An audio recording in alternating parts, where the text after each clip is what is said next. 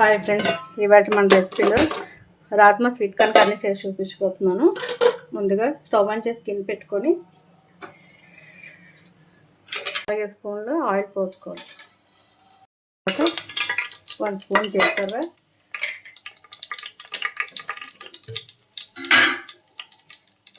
ఉల్లిపాయలు, పచ్చిమిరపకాయలు వేసుకొని బాగా ఫ్రై చేసుకోవాలి. లైట్గా ఫ్రై అయిన తర్వాత అందులో అల్లం వెల్లుల్లి పేస్ట్,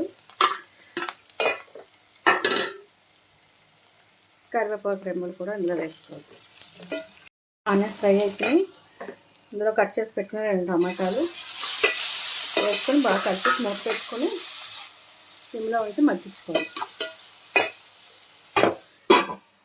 మగ్గిపోయినాయి. ఇందులో మనం ముందుగా బాయిల్ చేసి పెట్టుకున్న రాజ్మాను వేసుకున్నాం.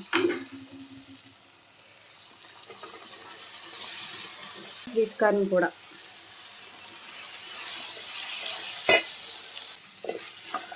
అందులో టేస్ట్ సరిపడా సాల్ట్, 2 స్పూన్స్ కారం,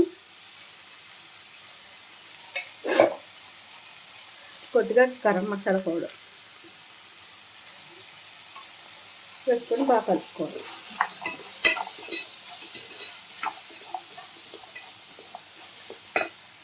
ఉప్పు కారం అంతా బాగా పట్టింది. ఇందులో దీంట్లో మనం బాయిల్ చేసి పెట్టుకున్న రాజ్మా వాటర్లో వేసుకోవాలి.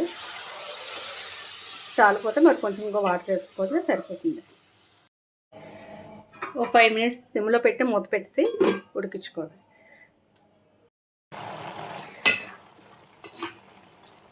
కర్రీ అంతా దగ్గరికి అయిపోయింది.